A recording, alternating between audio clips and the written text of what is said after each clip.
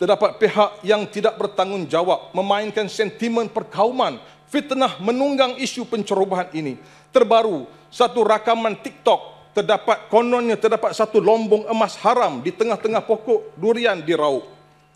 Ia sebenarnya adalah satu video milik Encik Muhammad Jakri bin Muhammad Hassan yang sebenarnya sedang menjalankan ujian ke atas mesin baru di sebuah lombong biji besi di Sungai Petani Kedah. Ini diakui sendiri oleh Sinar Harian pada 19 hari bulan 4 2025 yang lalu. Malangnya, video fitnah ini disebar dan dikongsikan oleh ribuan rakyat.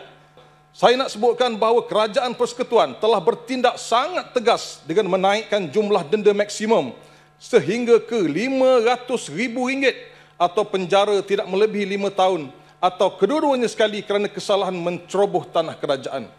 Tetapi di luar sana fitnah yang disebarkan bahawa kerajaan negeri mahupun kerajaan pusat hari ini tidak menghukum penceroboh tanah. Fitnah kononnya penceroboh tanah Pahang dibiarkan. Saya menggunakan ruang pada hari ini untuk mengucapkan setinggi tahniah kepada penasihat Undang-Undang Negeri Pahang dan Kerajaan Negeri Pahang yang berani bertindak sedemikian.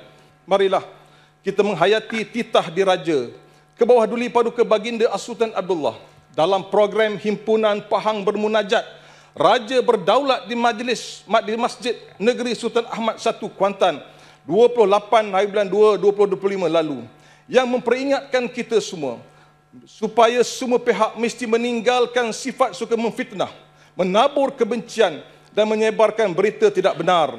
Baginda bertitah agar kita tidak membesarkan sesuatu isu yang boleh menggugat keharmonian kaum.